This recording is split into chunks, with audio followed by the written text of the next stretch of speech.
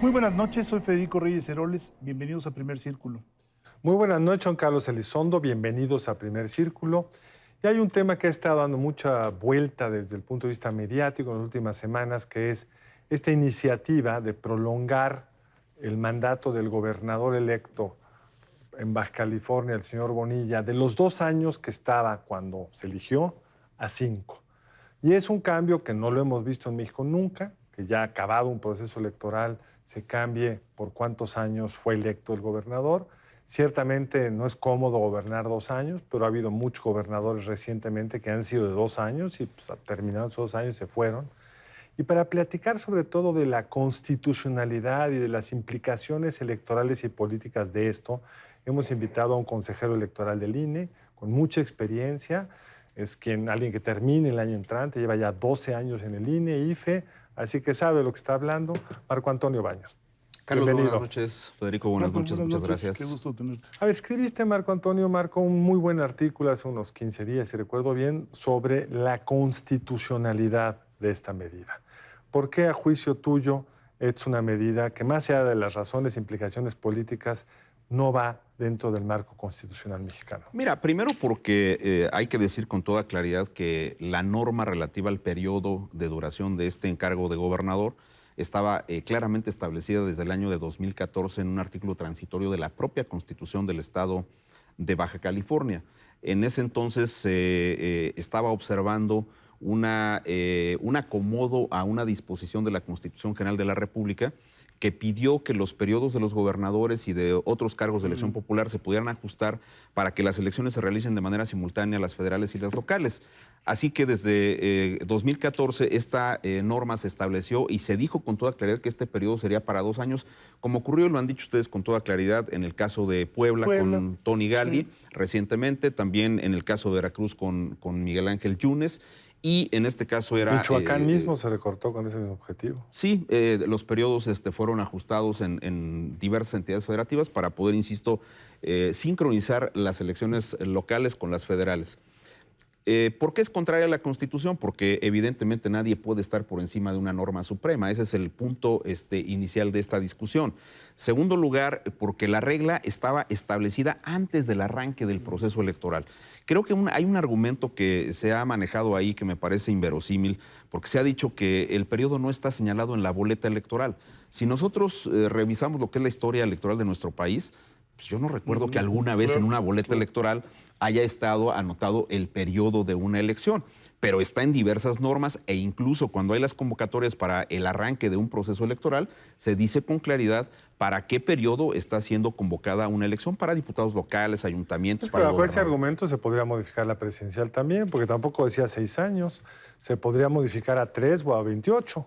Bajo ese argumento. Yo digo que ese es uno de los primeros riesgos que tenemos con esta medida, si es que esta medida quedase viva. Evidentemente los congresos locales o el federal podrían tener tentaciones que no le convienen a la República, que son contrarias a los principios que han permitido que nuestra democracia tenga las características de hoy día y particularmente las reglas electorales que nos ha costado mucho trabajo acreditarlas en los hechos, tener cierta credibilidad y certeza en el desahogo de las elecciones ha sido un camino demasiado largo y me parece que si nosotros damos un paso atrás será un tema que lastime severamente a la República y a la democracia mexicana. Déjame ponerlo así, a ver, Marco, es que esto de alguna manera rompe la matriz que emana de la Constitución. Cuando hemos cambiado esto, nos ha llevado muchos años. Estoy pensando en la reelección de presidentes municipales, por ejemplo, o de diputados. Bueno, la discusión se llevó décadas. Yo me acuerdo de Alonso Lujambio, que comenzó con estas, que fue consejero electoral, comenzó con la idea y la necesidad de que hubiera una reelección en esos niveles de gobierno. La matriz constitucional es clarísima. Los ejecutivos duran en su encargo 6 años y todo debemos de adaptarlo para que se cumpla con ese, digamos, ese mandato constitucional. Entonces sí resulta desconcertante que un Congreso local pueda estirar. Pero el argumento de ellos es no va a durar 6 años. Va a durar 5. No, va a durar 2 y lo quiero llevar a 5. porque es muy poco, no da tiempo. Porque es caro, Es porque la gente caro. está cansada de votar. Pero ¿no? el No argumento sé. de fondo ni siquiera es los 6 años, es que fue electo para 2 años. Para 2 años. Y nunca hubo ambigüedad al respecto. Y lo que a mí me parece inusual, pero corrígeme, Marco, yo no conozco ningún país del mundo, que yo recuerdo, puedo estar equivocado, donde se cambia un periodo de un gobernador o de un presidente pasada la elección. Allá que ganó, me gustó para 5, o para 8, o para 14. La estrategia jurídica que siguió Bonilla a lo largo del proceso fue la de ampliar el periodo a 5 años. Pero los tribunales le dijeron que no. Ese es un punto. Sí. Y ahora, ustedes mencionan algo que es sumamente relevante. Ya le habían entregado a Bonilla la constancia que declara válida la elección, que declara la mayoría de los votos en favor de él, y por consecuencia, en ese dictamen que emite la declaratoria de validez de esta elección, se establece con claridad otra vez que son 2 años. Él ya tenía bajo el brazo la constancia, y entonces el señor, en una decisión del Congreso posterior a este hecho de haber recibido la constancia de mayoría y validez, decide impulsar una decisión del Congreso local, por cierto, cerrada, no fue transparente. El no hubo una diputado, convocatoria. El diputado Morán sale a los medios después a decir que tenían una encuesta. Recuerdo algún comentario que hizo en medios nacionales, dijo, hubo una encuesta donde los bajacalifornianos nos están pidiendo que le ampliemos el plazo y le piden que la exhiba. Y luego dice, bueno, ese es el sentir de los bajacalifornianos. O sea, también nos mintió con el instrumento que supuestamente... Y aunque hubiera una encuesta que no puedes mostrara, no puedes. Hay principios,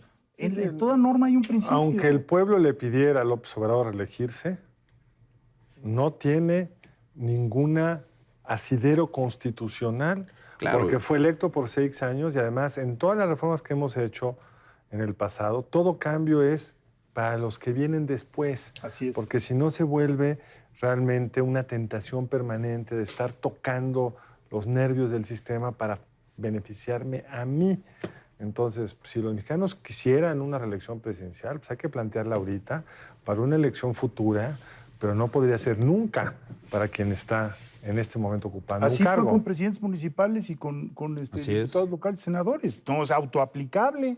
Sí, no, y además la Corte ha sido clara en establecer criterios donde una legislación que se modifique y le podría generar un beneficio a alguien, este beneficio no se le puede aplicar al que está en el ejercicio del cargo. ¿Y cómo se procesaría desde el punto de vista jurídico?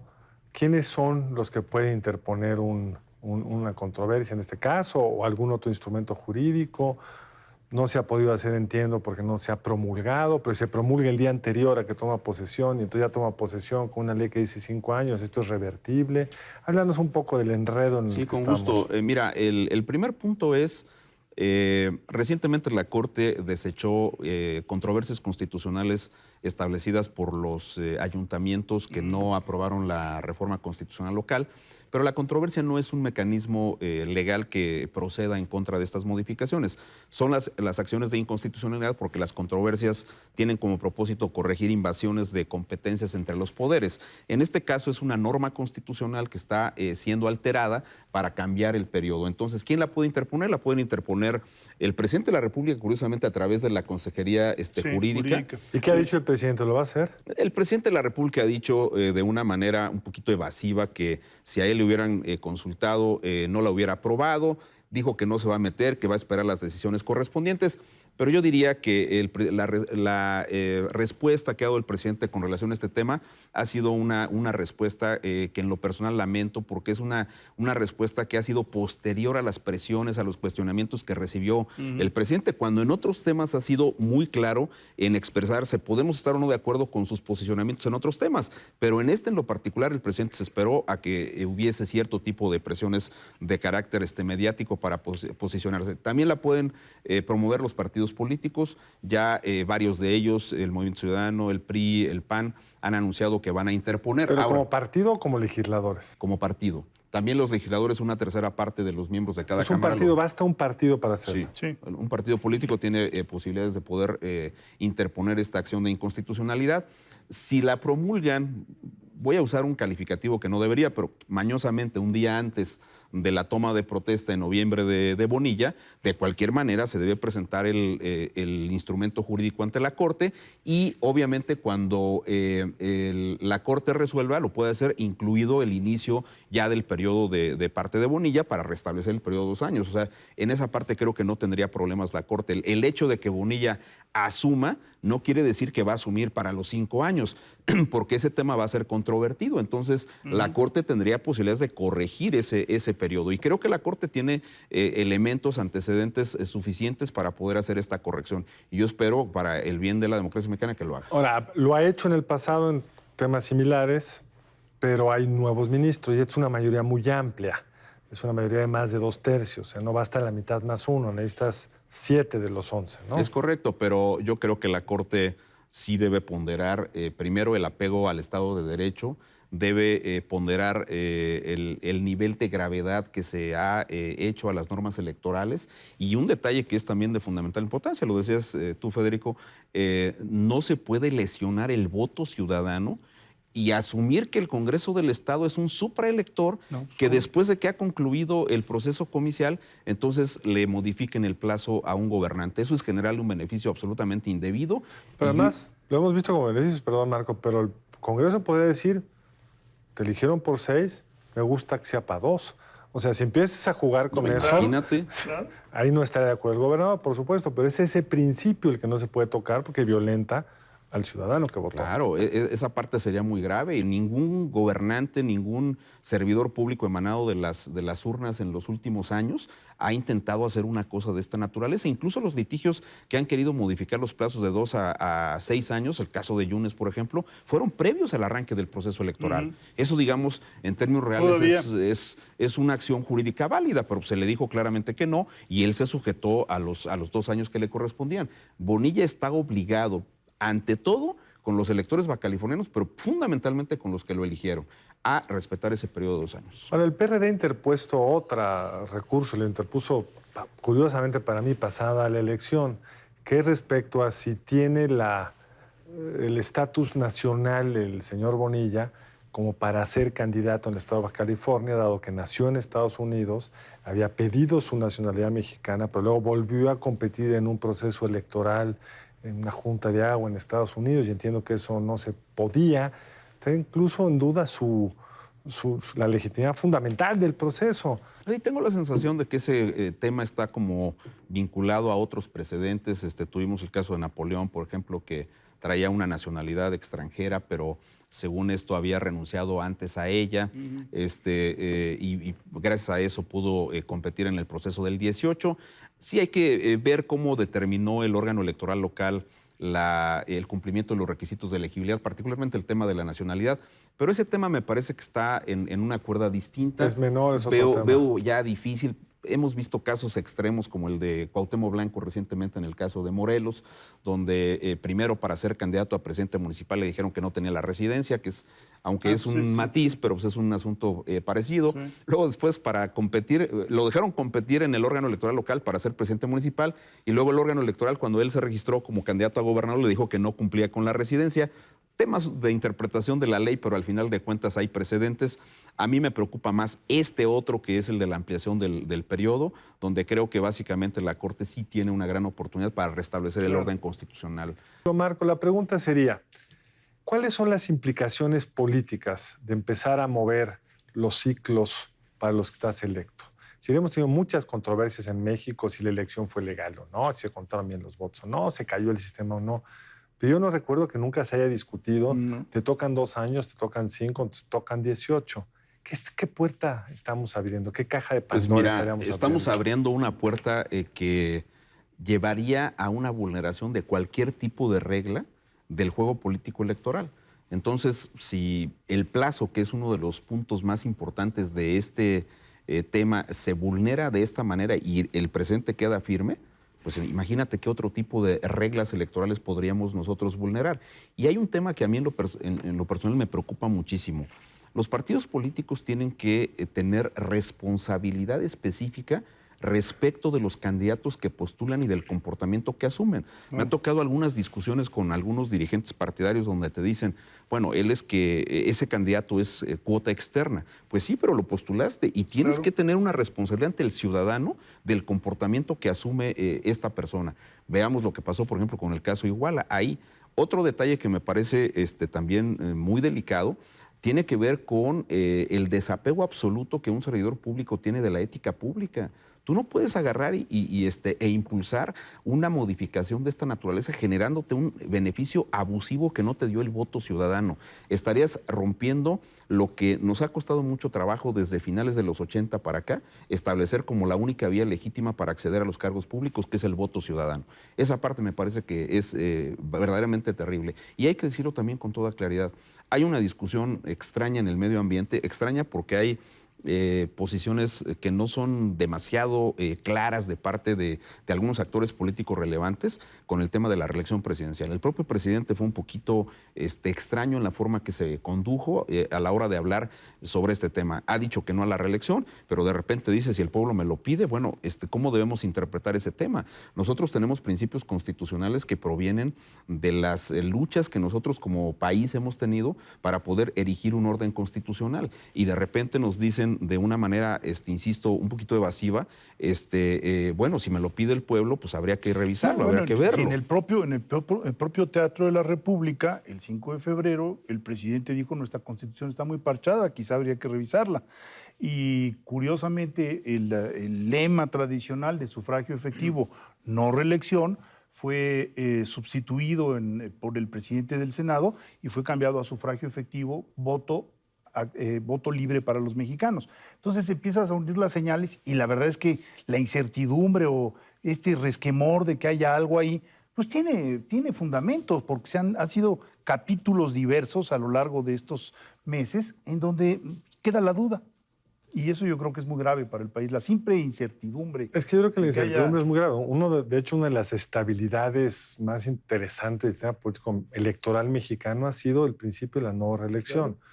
No solo, y el presidente López Obrador lo conoce muy bien, ha hablado mucho de ello, no solo porque fue lo que permitió el porfiriato con todas sus consecuencias políticamente muy costosas, no solo es lo que justifica la Revolución Mexicana con todas sus muy elevados costos políticos, económicos y de otro orden, sino incluso en un mundo mucho más reciente. Si uno compara la inestabilidad en Argentina, que si se regresa el Kirchner o no regresa, que si Lula regresa o no regresa, que si Chávez se queda o no se queda, todo eso le mete una incertidumbre que no conviene ni a la economía, ni a la política, ni al país.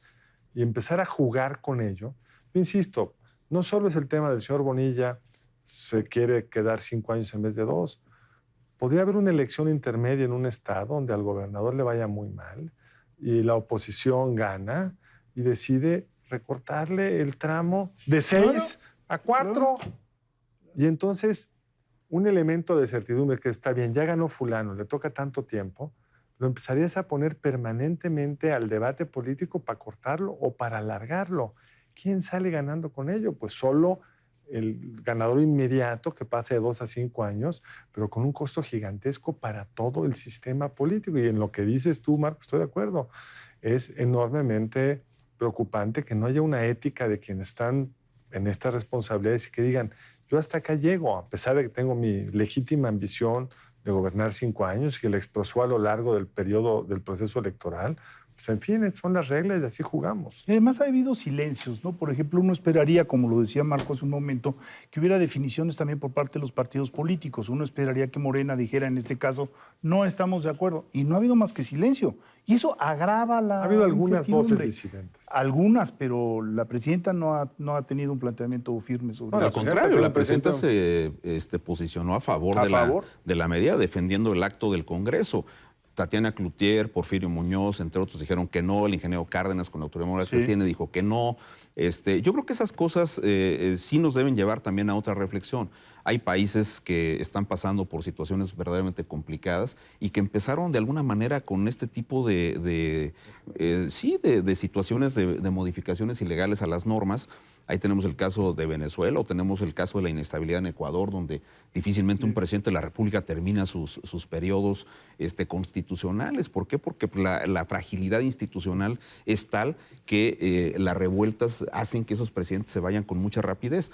Nosotros no queremos eso, no queremos debilidad institucional, y lo lamentable es que no solo es el tema de las reglas del juego. Hay muchos procedimientos que estaban regulados claramente en nuestro país que ahora se han modificado simple y llanamente bajo modalidades que parecían recordarnos un poco. ¿Cómo cuáles? Pues el tema de modificar políticas públicas ya aprobadas o programas de gobierno estratégicos para el desarrollo, el tema del aeropuerto señaladamente por vía de una consulta irregular, o la cancelación, por ejemplo, reciente del Metrobús en la zona de La Laguna, esta obra de agua potable en el caso de Aguascalientes, que también implicaba una inversión importante, y hasta donde yo sé hubo simplemente una especie como de memorándum de Conagua diciendo ya no se va a aplicar esa obra.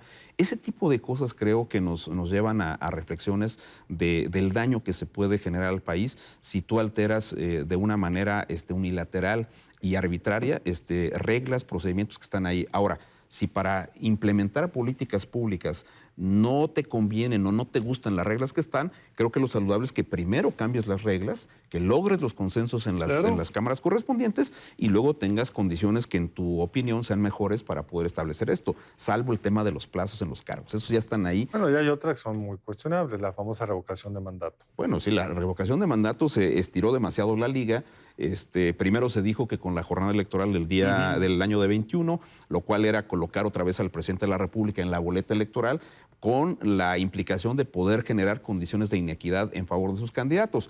El presidente dijo, no, el 21 de marzo los partidos se han posicionado con que sea a finales del año del 21, posterior. Pero creo que finalmente la regulación específica a la revocatoria del mandato debe revisarse para evitar que se convierta también en un instrumento de control político. Imagínate tú que le apliquen a los gobernantes que no te caigan bien revocatoria de mandato con algún pretexto sobre esos temas, y entonces igual modifiques el ejercicio del poder en los estados. Además, la Constitución en eso es muy claro. O sea, las razones para que un presidente pueda renunciar a su cargo son unas cuantas y están muy limitadas.